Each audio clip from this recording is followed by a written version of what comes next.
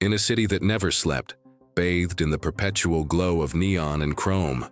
They called her Nyx, not by name, but by legend. She was a phantom in the machine, a whisper in the data streams, the most brilliant hacker the net had ever known. To the oppressed, she was a digital ghost fighting for their cause. To the megacorporations that ruled this concrete jungle, she was a threat to be neutralized. And one corporation, Omnicorp, decided they'd had enough. They didn't just want to catch her, they wanted to erase her, and they succeeded. One moonless night, with a single devastating keystroke, Omnicorp executed Project Chimera. Every digital trace of Nyx vanished. Her bank accounts, her social profiles, her medical records, her birth certificate, all gone. It was as if she had never existed. The world, her world, was wiped clean. She was a ghost in the real world now, with no identity, no resources, no past. Omnicorp believed they had won. They thought that by deleting her data, they had deleted her power. They were wrong. They had only deleted her limits. Stripped of everything, Nyx found herself on the grimy streets of the lower sectors, a place where neon signs flickered and died, and hope was a currency few could afford. For weeks, she was just another nameless face in the crowd, surviving on scraps and the kindness of strangers who saw the fire in her eyes. The digital world she once commanded was now a fortress she couldn't breach. Without an ID, she couldn't even access a public terminal. She was an exile from her own kingdom. The silence was deafening. The feeling of being nobody was a physical weight, crushing her spirit. But in that crushing silence, something new began to grow. It was a cold, hard rage, forged in the fires of injustice. Omnicorp hadn't just taken her life, they had taken her very self. They had declared her a zero, a null value. But a mind like hers couldn't be zeroed out. It was a quantum computer, and they had just forced it into a state of infinite possibility.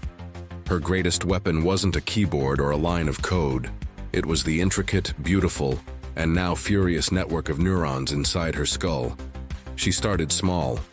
She found an old, discarded data slate in a junk pile.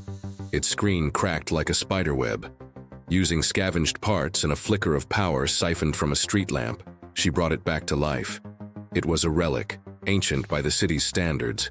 But to her, it was a key. She couldn't get back on the main net, not yet. So she explored the subnets, the forgotten digital alleyways and shadow networks that existed outside Omnicorp's pristine garden. It was here, in the digital underbelly, that she began to rebuild. She didn't rebuild her old identity. Nyx was dead.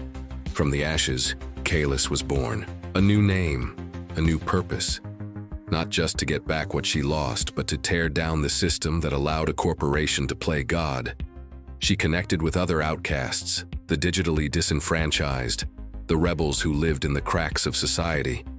They were the forgotten ones, the glitches in the system. They saw in Kalis not a fallen legend, but a rising leader. Her first target was small, a seemingly insignificant Omnicorp data hub. She didn't use brute force. That was the old way. Instead, she used social engineering, weaving a complex web of misdirection. She became a phantom of a different kind. A whisper in the ear of a disgruntled technician, a ghost message in a forgotten inbox, a subtle anomaly in a security log that everyone overlooked. She turned Omnicorp's own bureaucracy against them. The hub's security system didn't just fail. It actively invited her in, tricked into believing she was part of a routine diagnostic. Inside, she didn't steal money or data. She planted a seed, a single elegant piece of code, no bigger than a digital footprint, a logic bomb designed not to destroy, but to reveal. It lay dormant, waiting. This was the new game. Not a war of deletion, but a war of truth. She was building an army, not of hackers, but of awakened minds. Her followers spread her story, the story of the woman deleted from reality. Through encrypted channels, a modern-day legend whispered around digital campfires. Omnicorp started to feel the tremors, minor system glitches, unexplained data surges, a growing sense of unease among their employees. They searched for a breach, for a ghost named Nyx, but they found nothing. They were looking for a digital signature, a familiar pattern. Kalis had no pattern. She was chaos. She was human error. She was the consequence they never anticipated.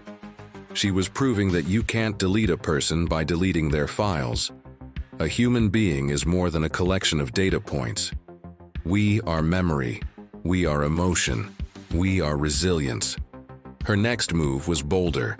Omnicorp was about to launch Synapse, a new neural interface designed to integrate seamlessly with the user's brain, promising a new era of connectivity. It was their crown jewel, the project that would solidify their control over the city's information flow forever. Kalis knew this was the heart of the beast, and she planned to perform a little open-heart surgery. On the day of the global launch, as Omnicorp's CEO, a man named Marcus Thorne, stood on a holographic stage, his speech broadcast to billions, Kalis made her move. She didn't hack the broadcast, she hacked the people watching it. Months of preparation, of understanding the sub-networks and the forgotten backdoors, led to this moment. She had found a vulnerability not in the code, but in the hardware of the old city-wide public viewing screens.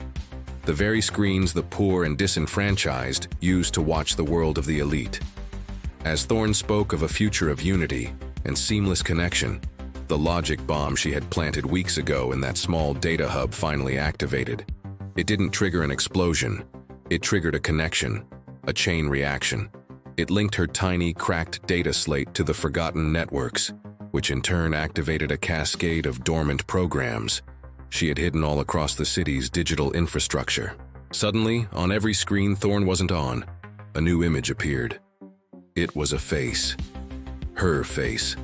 Not the polished digital avatar of Nyx, but the real, tired, determined face of the woman they had tried to erase.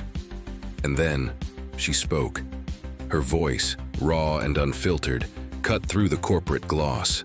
"They call this progress," she began, her voice steady and clear, echoing across the plazas and alleyways. "They offer you a world where your thoughts are connected, where your life is streamlined. But they don't tell you the price is yourself. They want to turn your identity into a product they can own, control, and if they choose, delete." She told them her story. She didn't use the name Nyx or Kalis. She used the name she was born with, a name Omnicorp had buried in a deleted file. Ilara. She was Ilara, a human being. She exposed Project Chimera, not with complex data dumps, but with a simple, powerful narrative of what they had done to her. She held up her scavenged data slate. "They took everything from me," she said. "But they couldn't take this." She tapped her temple. "They can't delete an idea. They can't delete courage. And they can't delete the truth." Then came the final brilliant stroke. The Synapse project, Thorne's masterpiece, was built on a foundation of stolen code. Code written years ago by a young, idealistic programmer. Code written by Nyx herself, for a project intended to be open source, to empower people, not control them. Kalis, Ilara, didn't just claim it, she proved it. On every screen, her original time-stamped code appeared side by side with Omnicorp's, the digital watermark of her authorship undeniable. The revelation shattered the illusion. The crowd in the plaza, the viewers in their luxury apartments, the people on the streets, they all saw it. Omnicorp wasn't a creator, it was a thief. Marcus Thorne's confident smile faltered. The digital world he sought to control was turning against him, not through a virus but through a story, a human story. This wasn't just revenge, it was an awakening. People began to question. They began to look at the devices in their hands, the screens on their walls, not as windows to the world, but as potential cages. Ilara hadn't destroyed Omnicorp with an attack. She had dismantled their power by giving people back their own, the power to think for themselves, to question authority, to value their own identity above any digital profile. Her fight isn't over. The megacorporations are still there, and the battle for the soul of the digital world continues. But something has changed. A spark has been lit. Ilara, the woman they deleted, became the symbol that humanity cannot be coded, controlled, or erased. She proved that even when you lose everything, you can still find the one thing that matters most: yourself. And that is a power no corporation can ever take away. Thank you for joining us on this journey.